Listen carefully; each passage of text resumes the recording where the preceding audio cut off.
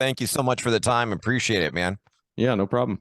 Want to heap some praise on you and talk about the Valley and get into that story a little bit, and of course the shows and look towards the future some. But dude, let's just start with the Valley. Thank you, thank you, thank you, thank you for taking the time to do this album in its entirety on tour, and more importantly, sharing your story. I mean, uh, surviving everything that you have survived and endured and being able to share that with the world it makes it a much smaller place for all of us who have gone through our own tragedies and experiences and hardships growing up and just thank you, man. Thank you from Yeah, my heart. absolutely. It playing this album in its entirety is great because I didn't think it was going to happen with the pandemic kicking in, and then you guys went out and opened up, out of the pandemic with Cannibal Corpse and stuff, and I was like, oh dang it, we missed the window for that. So it's really great that you've come back and shined the light on this one again. And for those that don't know the story, could you kind of explain it in a nutshell, the story of the Valley? Yeah, basically it's just a story about it dives into my childhood about like my mom and her struggles with addiction and stuff, and then meeting my stepdad, and then uh there's some fabrication in it for the sake of storytelling. It all has like its own metaphors and everything like that, and like the black bear, that is because the black bear is like one of the worst predators that we have. Obviously it's not the, but that's the character that my stepdad basically plays, is the black bear. He's the all evil, like overlord, kind of like evil entity of the album. um and yeah, it's just all about that journey of me growing up and seeing it from uh those eyes, and me, it's kind of like the recollection of it. But I just put it into a series of events, and there's a lot of truth to it, but obviously everything, like the black bear and everything, that's fiction, but it represents certain things.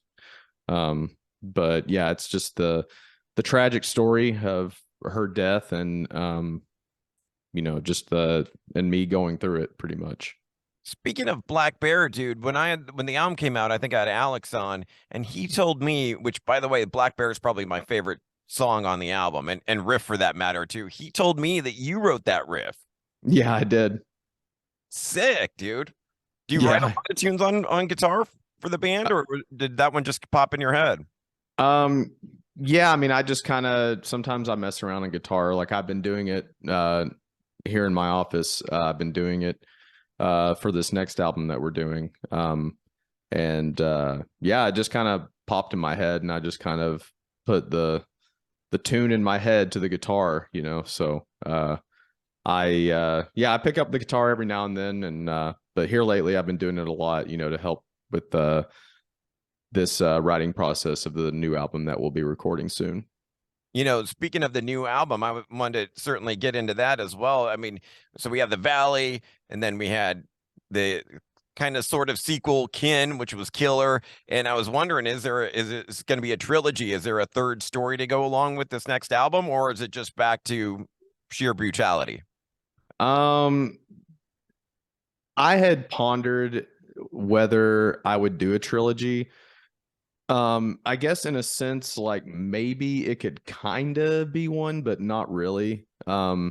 This next album, I really want to dig into our roots and our just where we came from, just like what we're known for, just the brutal, like no holds barred kind of stuff. I just want to kind of like a return to form.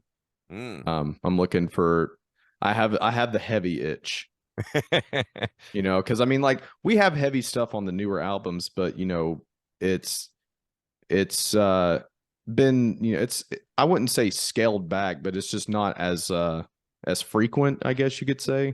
Mhm. Um, I mean, I don't know. It's kind of hard to say because I mean, like I listen to it, and I'm just like, yeah, I mean, it's heavy, but like it's not brutal. You know what I mean? Like heavy is kind of subjective to people that listen to metal. Some people think that Metallica is the heaviest thing they've ever heard, Right. or Slayer or whatever. But we're just wanting to. I just really am itching to return to form and kind of go back to our roots and just kind of resurface that part of our career. So probably no clean singing on the new album then. I won't go as far as to say none, but the songs and because the thing is like I don't like to sing like sing. I like to just have like very like dark and like somber and that's the kind of singing I like. So, I'm never gonna be like doing like the emo kind of stuff where they're like I just like Tool like Hmm. Deftones like Catatonia like um I just like that dark and like uh very sad and guess kind of evil sounding stuff. I've had a lot of things that I've been thinking about, like as far as like, because I think that like singing very messed up lyrics Hmm. is there's something about it that's just really like terrifying Yep. when you're singing something that you would normally scream, I guess you could say, but Mhm. when you sing it in like a somber and like you know evil sounding like uh maniacal kind of singing voice, then it's there's just something that hits different about that for me when Yeah. you're saying very horrible things in a singing voice. Well, I love your version of a singing voice. I mean, from Bring Me Home to Hickory Creek, and then even like Annie Cure and stuff on the last. So I'm glad that it's not something that you're going to abandon. Yeah, I mean it's something that we've incorporated and we've made it known and we've put it out there. It's part of what we're known for. But I think along the way uh we have like kind of strayed away from like the brutalness and like the really like evil heavy stuff that we're known for. Hmm. And I feel like it's time to resurface that.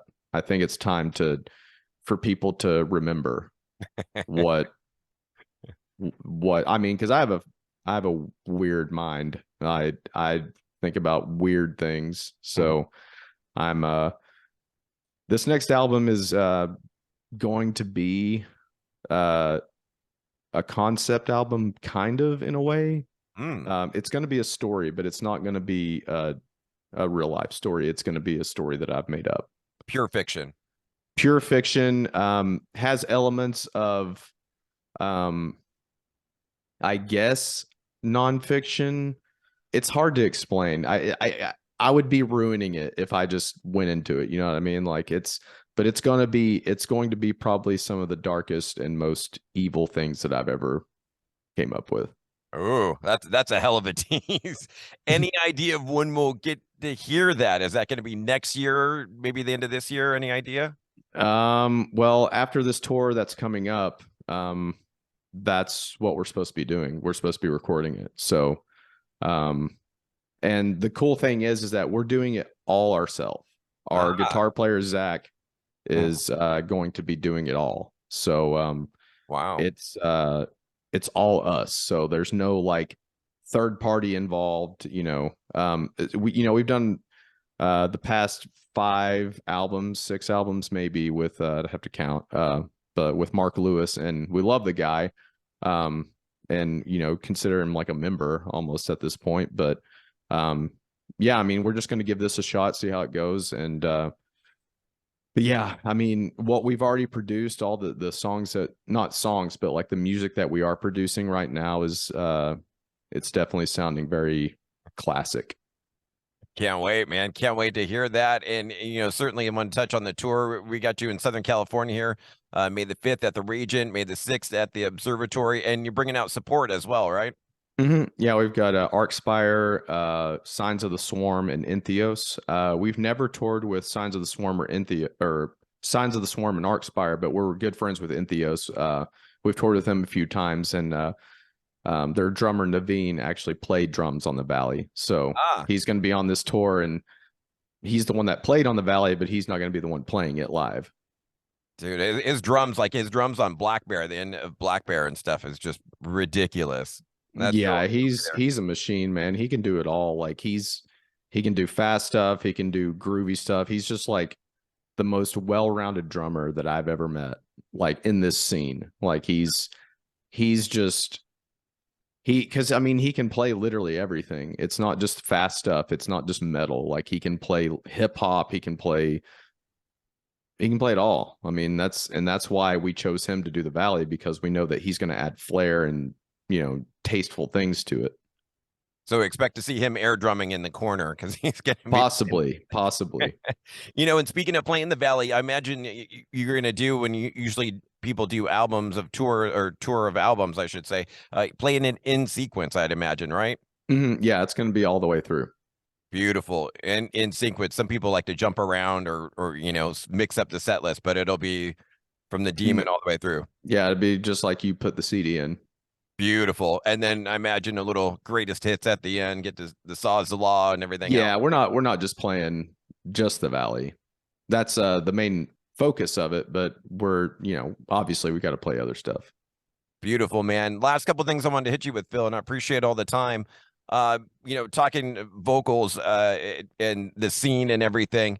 Got to get a word or three about the man that we lost recently, the late great Trevor Strnad from the Black Dahlia murder. I imagine you Mhm. shared the road and a label with him and everything else. You have a story or anything that comes to mind when remembering Trevor?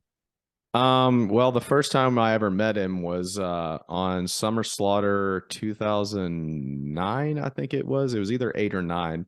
But they were headlining and we were like opening at that point. It was them and Vader and uh God, who else? Us Aborted. Um, yeah, a bunch of other bands, but that was the first time I ever met him. And I mean, all the guys in Black Dahlia Murder are like very just genuine, just fun, loving guys. I mean, Brian, still to this day, whenever we go through Detroit, he comes out and hangs out and all that good stuff. But yeah, as far as Trevor goes, I mean, like that was one of the most unexpected things I'd ever experienced, along this career that I've had.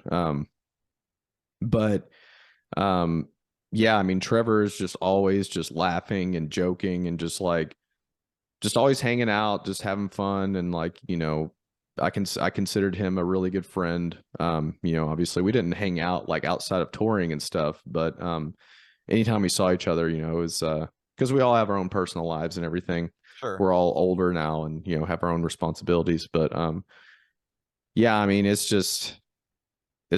such a shame, because not only was he very iconic with like his own voice, I mean, you could pick him out, you could listen to track after track after track, and when Black Dahlia came on, you knew it was them. Yeah. And that's why I feel like he's one of the greats, because that's what separates it for me, is Mm. ones that you can just pick out if you've never heard the song before.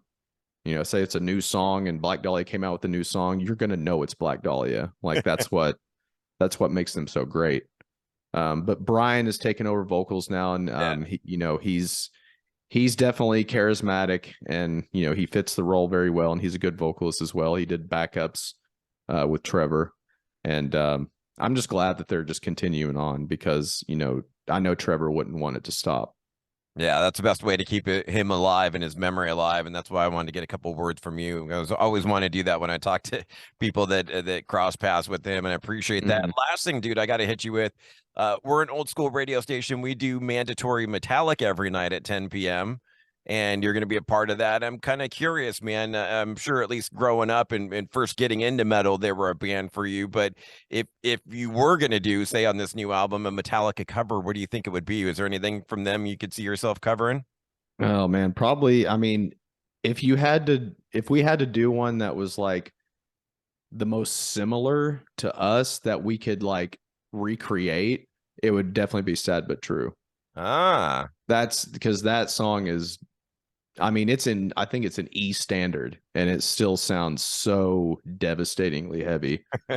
Um, I don't know, Sad But True, but I mean, I don't know.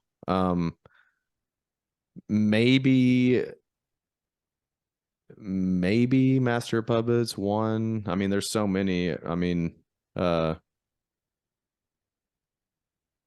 I like yeah, Sabbath. hit the lights. I don't know. Hit the lights is one of my favorites because it's just kind of punk rock and just straightforward, just like thrashy punk rock, like with metal infusion.